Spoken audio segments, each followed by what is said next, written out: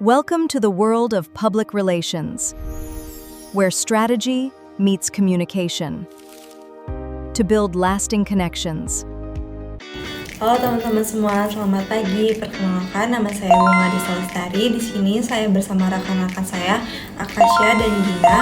Hari ini kelompok kita akan membuat review dan ngebahas ulang apa aja sih yang kita bahas di mata kuliah Public Relations sejauh ini. Bisa dilihat di sini terdapat bagian materi pembelajaran Public Relations atau PR.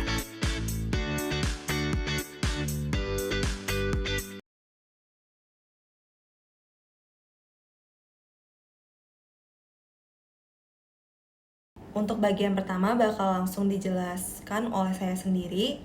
Public Relation atau PR adalah fungsi manajemen yang bertugas membangun, menjaga, dan mengembangkan hubungan yang baik antara organisasi dengan publiknya. PR tidak hanya bertugas menyampaikan informasi kepada masyarakat, tetapi juga memahami apa yang diinginkan masyarakat dan bagaimana masyarakat memandang organisasi tersebut. Jadi, PR memiliki peran sebagai penghubung antara organisasi dan publik. Misalnya sebuah perusahaan mengeluarkan produk baru, marketing mungkin fokus pada bagaimana produk tersebut bisa terjual sebanyak mungkin. Namun, PR akan fokus pada bagaimana masyarakat memahami manfaat produk tersebut, bagaimana media memberitakannya, dan bagaimana citra perusahaan tetap positif. Karena itu, PR sering disebut sebagai pengelola reputasi. Banyak orang yang berpikir bahwa PR hanya muncul ketika perusahaan sedang mengalami masalah atau krisis. Padahal, kenyataannya tidak demikian.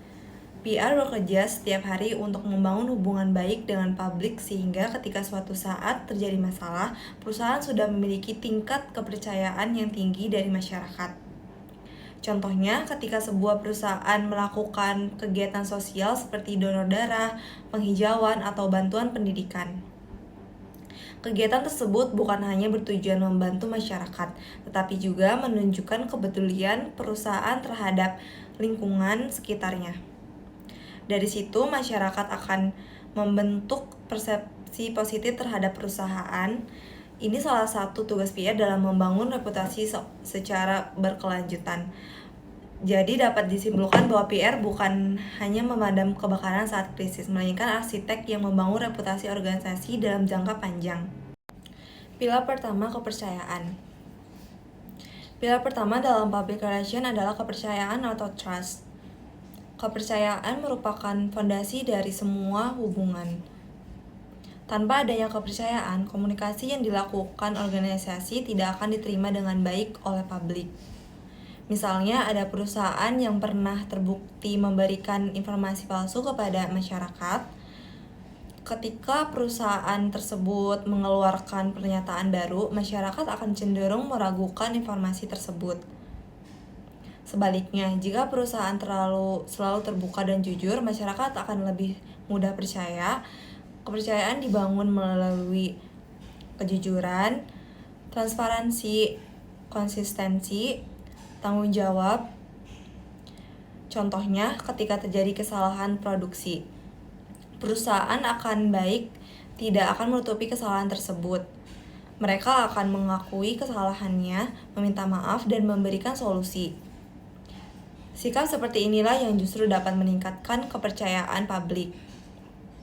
Oleh karena itu, menjaga kepercayaan menjadi tugas utama seorang praktisi PR. Pilar kedua ada komunikasi.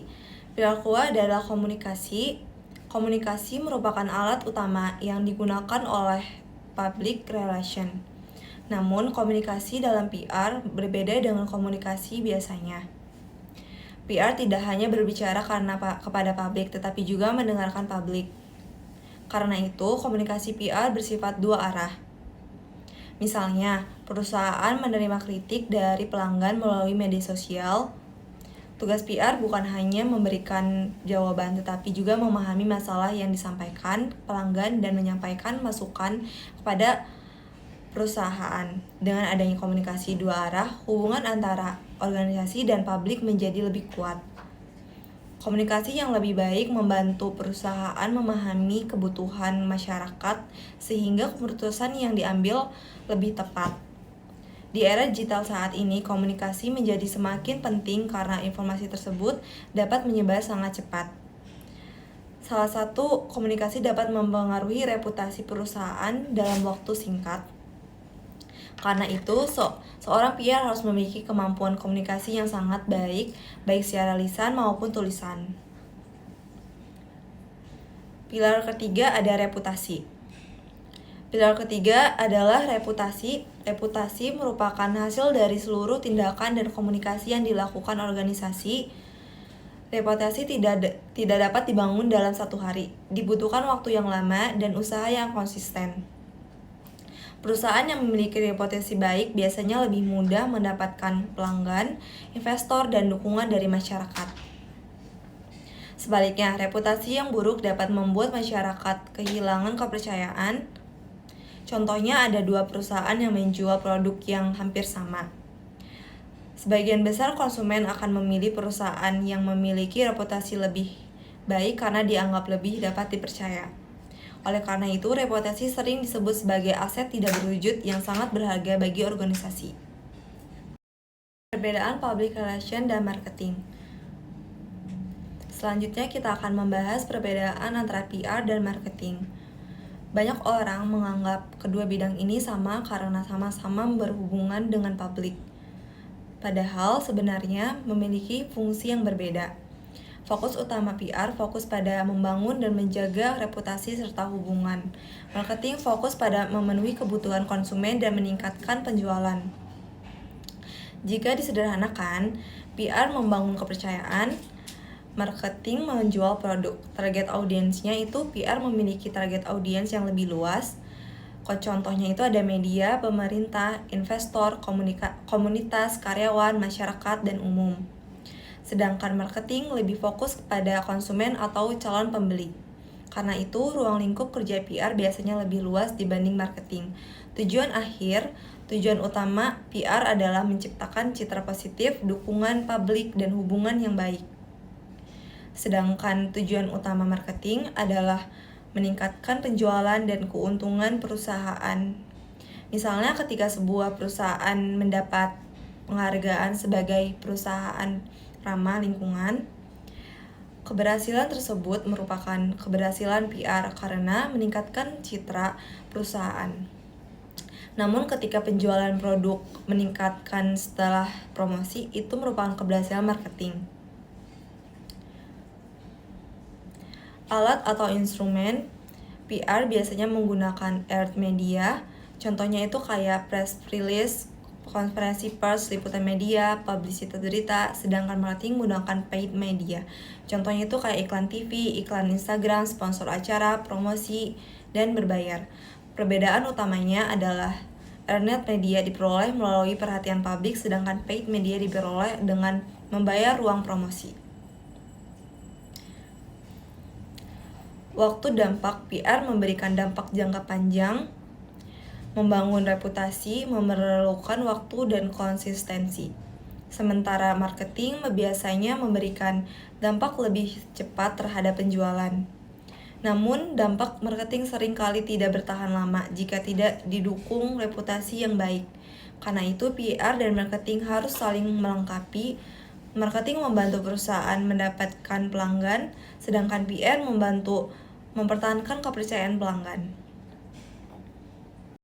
Sebagai kesimpulan, public relation adalah fungsi manajemen yang bertugas membangun hubungan dan reputasi organisasi di mata publik. Terdapat 3 pilar utama dalam PR, yaitu kepercayaan, komunikasi, dan reputasi. Selain itu, meskipun PR dan marketing memiliki fokus yang berbeda, keduanya harus bekerja sama agar organisasi dapat mencapai tujuan secara efektif. PR membangun kepercayaan dan citra positif, sedangkan marketing memanfaatkan kepercayaan tersebut untuk meningkatkan penjualan dan pertumbuhan organisasi. Pada bagian ini, saya akan menjelaskan beberapa wawasan dari buku Public Relation.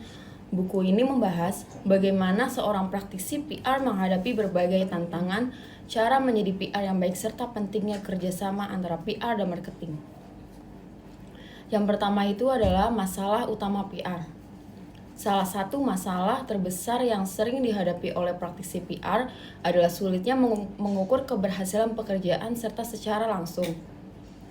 Jika pada bidang marketing keberhasilan bisa dilihat dari jumlah penjualan atau keuntungan yang diperoleh perusahaan, maka pada PR hasilnya tidak selalu terlihat dalam bentuk angka. Contohnya seperti ketika tim PR berhasil membuat citra perusahaan menjadi lebih positif di mata masyarakat, dampaknya mungkin baru terasa beberapa bulan atau bahkan beberapa tahun kemudian. Selain itu, PR juga sering menghadapi keterbatasan anggaran. Banyak perusahaan yang lebih memprioritaskan dana untuk iklan dibandingkan kegiatan PR karena hasil iklan dianggap lebih cepat terlihat. Tantangan lainnya adalah media yang semakin padat informasi. Saat ini masyarakat menerima ribuan informasi setiap hari dari media sosial, televisi, portal berita, dan berbagai platform digital lainnya. Akibatnya pesan yang dibuat oleh PR harus benar-benar menarik agar dapat diperhatikan oleh publik. Karena itu, seorang praktisi PR harus kreatif dalam menyampaikan pesan dan mampu mencari cara agar informasi yang disampaikan dapat menonjol di tengah banyaknya informasi yang beredar. Yang kedua, cara menjadi PR yang baik. Menurut buku Public Relations for Dummies, terdapat beberapa karakteristik yang harus dimiliki seseorang praktisi PR. Yang pertama, kredibel. Kredibilitas merupakan modal utama seorang PR. Masyarakat akan lebih percaya kepada perusahaan jika informasi yang diberikan selalu jujur dan sesuai fakta. Jika PR pernah menyampaikan informasi yang tidak benar, maka kepercayaan publik akan sulit dibangun. Karena itu, setiap informasi yang disampaikan harus melalui proses pengecekan terlebih dahulu. Yang kedua, ada responsif. PR juga harus cepat dalam merespons berbagai pertanyaan, kritik, maupun isu yang berkembang. Di era media sosial saat ini, sebuah isu dapat menyebar dalam hitungan menit. Jika perusahaan terlambat memberikan klarifikasi, maka informasi yang salah bisa semakin dipercaya oleh masyarakat. Oleh karena itu, kecepatan dan ketepatan respon menjadi kemampuan yang sangat penting bagi seorang PR. Yang ketiga, memiliki kemampuan storytelling. Storytelling adalah kemampuan menyampaikan pesan dalam bentuk cerita yang menarik. Masyarakat biasanya lebih mudah mengingat sebuah cerita dibandingkan sekedar data atau fakta. Misalnya, ketika perusahaan menjalankan program sosial untuk masyarakat, PR tidak hanya menyampaikan jumlah bantuan yang diberikan, tetapi juga menceritakan bagaimana program tersebut membantu kehidupan seseorang. Dengan cara tersebut, pesan akan lebih mudah diterima dan lebih menyentuh emosi audiens. Yang keempat ada framing yang baik. Framing berarti menyusun informasi agar publik memahami pesan sesuai tujuan komunikasi yang diinginkan. Namun framing bukan berarti memanipulasi fakta. PR tetap harus menyampaikan kebenaran, hanya saja informasi tersebut dikemas dengan cara yang lebih menarik dan mudah. Sinergi PR dan marketing. Banyak orang menganggap PR dan marketing adalah hal yang sama, padahal keduanya memiliki fungsi yang berbeda. Marketing bertugas menjual produk dan meningkatkan penjualan. Sedangkan PR bertugas membangun citra serta reputasi perusahaan. Walaupun berbeda, keduanya harus bekerja sama. Contohnya seperti sebuah perusahaan mungkin memiliki produk yang bagus dan iklannya menarik. Namun jika perusahaan tersebut memiliki reputasi buruk, masyarakat akan ragu untuk membeli produknya. Sebaliknya, reputasi yang baik akan membuat masyarakat lebih percaya terhadap produk yang ditawarkan. Kesimpulan dari bagian itu, karena itu PR dan marketing harus dapat memahami agar tujuan perusahaan dapat tercapai secara mengukur hasil kerja, menghadapi keterbatasan anggaran, dan bersaing di tengah banyaknya informasi. Untuk menjadi PR yang baik, seseorang harus kredibel, responsif, mampu melakukan storytelling, dan memiliki kemampuan framing yang baik. Selain itu, PR dan marketing harus bekerja sama karena reputasi yang dibangun oleh PR akan membantu keberhasilan aktivitas marketing. Khususnya di Korea Selatan. Korea Selatan menjadi salah satu negara yang menarik untuk dipelajari karena memiliki perkembangan teknologi, media digital, dan industri hiburan yang sangat pesat. Hal tersebut membuat peran PR menjadi semakin penting dalam menjaga reputasi organisasi maupun perusahaan. Kepemimpinan Margaret Key. Salah satu yang dibahas dalam materi ini adalah Margaret Key. Beliau merupakan CEO MSL Asia Pasifik yang dikenal sebagai salah satu pemimpin dalam bidang komunikasi dan strategi PR global. Menurut Margaret Key, ada 2 prinsip penting yang harus dimiliki dalam praktik PR modern. Yang pertama ada trust atau kepercayaan. Kepercayaan merupakan aset yang sangat berharga bagi perusahaan. Tanpa adanya kepercayaan, masyarakat akan sulit menerima pesan yang disampaikan oleh perusahaan. Kepercayaan dibangun melalui komunikasi yang jujur, konsisten, dan transparan. Ketika perusahaan mampu menjaga kepercayaan publik, reputasi perusahaan akan semakin kuat. Kedua ada accountability atau akuntabilitas. Akuntabilitas berarti perusahaan harus bertanggung jawab terhadap tindakan dan komunikasinya. Jika perusahaan melakukan kesalahan, maka perusahaan harus berani mengakui kesalahan tersebut dan memberikan solusi yang jelas. Sikap bertanggung jawab seperti ini akan membantu menjaga kepercayaan masyarakat. Margaret Key juga memperkenalkan konsep yang disebut strategi Earn It First. Strategi ini menekankan bahwa perusahaan harus terlebih dahulu mendapatkan perhatian dan kepercayaan publik secara alami sebelum menggunakan media berbayar. Earned media dapat berupa yang pertama liputan media massa, ulasan positif dari pelanggan, konten yang dibagikan masyarakat, word of mouth atau promosi dari mulut ke mulut. Apa strategi ini penting? Karena masyarakat biasanya lebih percaya pada pengalaman nyata dan rekomendasi orang lain dibandingkan iklan yang dibuat oleh perusahaan sendiri. Dengan lain, reputasi yang baik harus dibangun terlebih dahulu sebelum melakukan promosi besar-besaran. Selanjutnya, tantangan PR di Korea Selatan. Korea Selatan memiliki lingkungan media yang sangat cepat dan kompetitif. Informasi dapat menyebar hanya dalam beberapa menit melalui media sosial. Kondisi ini membuat praktisi PR harus selalu siap menghadapi perubahan opini publik. Mereka harus mampu memantau isu yang sedang berkembang, merespons krisis dengan cepat, memahami tren digital, mengelola komunikasi di berbagai platform. Karena itu, peran PR di Korea Selatan tidak hanya sebagai penyampai informasi, tetapi juga sebagai pengelola reputasi perusahaan secara real time. Selanjutnya, 3 pilar keterampilan PR modern. Untuk menghadapi tantangan tersebut, seorang PR modern harus memiliki 3 keterampilan utama. 1. Interpersonal skill. Interpersonal skill adalah kemampuan berinteraksi dan membangun hubungan dengan orang lain. PR harus mampu mendengarkan, bernegosiasi, berempati, dan membangun hubungan yang baik dengan berbagai pihak. Kemampuan ini penting karena PR berfungsi sebagai jembatan antara perusahaan dan publik. Yang kedua, digital skill. Saat ini komunikasi banyak dilakukan melalui platform digital. Karena itu, PR harus memahami media sosial, SEO, pembuatan konten, serta berbagai teknologi komunikasi digital. PR modern tidak hanya membuat press release, tetapi juga mengelola komunikasi perusahaan melalui berbagai platform online. Yang ketiga, analytical skill. Keterampilan analisis juga sangat penting. PR harus mampu membaca data, menganalisis sentimen publik, mengukur efektivitas kampanye, dan memprediksi potensi risiko yang dapat mempengaruhi reputasi perusahaan.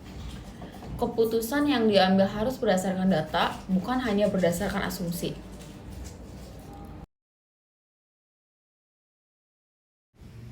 Bagian 4, implementasi real dan simulasi peran roleplay. Pada bagian ini, kita akan melihat bagaimana teori public relation diterapkan dalam dunia kerja nyata melalui simulasi atau peran roleplay. Dalam praktiknya, seorang PR tidak harus bertugas menyampaikan informasi, tetapi juga menjadi jembatan antara perusahaan dan publik, terutama saat menghadapi krisis. Melalui situasi ini, kita akan memahami bagaimana kolaborasi antara manajer perusahaan dan praktis PR sangat penting untuk menjaga reputasi organisasi. Apa itu krisis dalam public relation? Krisis adalah situasi yang dapat mengancam reputasi, operasional, atau kepercayaan publik terhadap suatu organisasi. Krisis bisa muncul karena kesalahan produk, pelayanan buruk, kecelakaan kerja, penyebaran informasi, hingga komentar negatif yang viral di media sosial. Di era digital saat ini, krisis dapat menyebarkan sangat cepat karena adanya media sosial. Oleh karena itu, perusahaan harus memiliki strategi komunikasi yang tepat agar tidak kehilangan kepercayaan publik. Pada situasi kasus simulasi, misalnya sebuah perusahaan makanan sehat mengeluarkan produk baru, namun tiba-tiba muncul video viral yang menuduhkan bahwa produk tersebut menyebabkan keracunan pada beberapa konsumen. Video tersebut menyebar dengan cepat di Instagram, TikTok, dan X, sehingga banyak masyarakat mulai meragukan keamanan produk pada perusahaannya. Dalam situasi ini, manajer dan praktis PR harus bekerja sama untuk mengambil keputusan yang tepat. Peran manajer. Pada manajer biasanya fokus pada keberlangsungan bisnis perusahaan. Mereka memikirkan dampak krisis terhadap penjualan, keuntungan, dan operasional perusahaan. Beberapa tindakan yang mungkin dilakukan manajer antara lain, yaitu mengumpulkan fakta dan data terkait kasus, melakukan investasi internal, menghitung potensi kerugian perusahaan, dan menentukan langkah bisnis yang harus diambil. Manajer seringkali ingin menyelesaikan masalah dengan cepat agar bisnis tetap berjalan normal. Pada peran praktisi PR, sementara itu, praktisi PR fokus pada komunikasi dan hubungan dengan publik. Tugas PR dalam situasi tersebut adalah memantau opini masyarakat, menyusun pesan yang jelas dan transparan, menjawab pertanyaan media, menjaga kepercayaan konsumen, dan mengurangi dampak negatif terhadap reputasi pada perusahaan. PR harus memastikan bahwa publik mendapatkan informasi yang akurat dan tidak menimbulkan kesalahpahaman. Berikut contoh role play-nya. Penjualan kita mulai turun. Kita harus segera mengatasi situasi ini agar tidak semakin merugikan perusahaan. Saya setuju. Namun, sebelum memberikan pertanyaan resmi, kita perlu memastikan fakta yang sebenarnya agar informasi yang disampaikan akurat. Apakah kita perlu mengeluarkan klarifikasi sekarang juga? Ya, tetapi bentuknya pertanyaan awal bahwa perusahaan sedang melakukan investigasi dan akan memberikan informasi lebih lanjut secara transparan.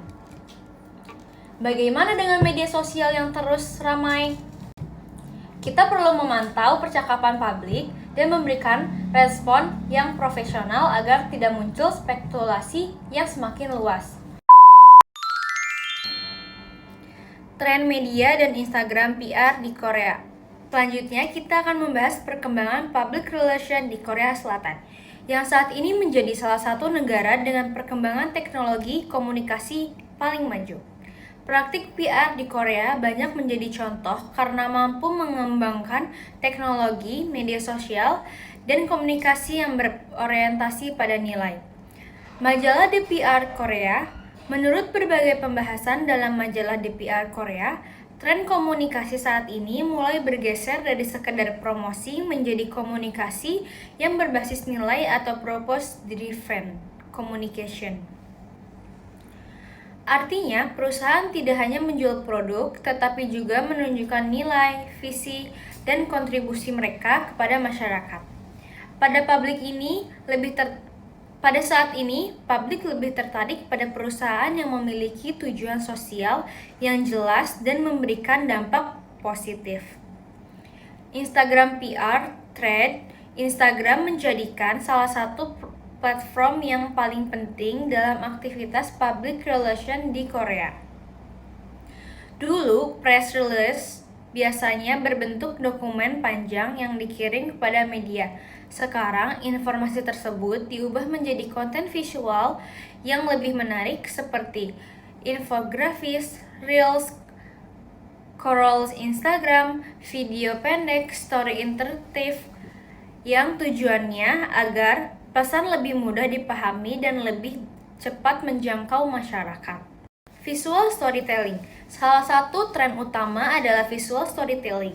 Visual storytelling merupakan teknik menyampaikan pesan melalui kombinasi gambar, video, desain, dan narasi yang menarik.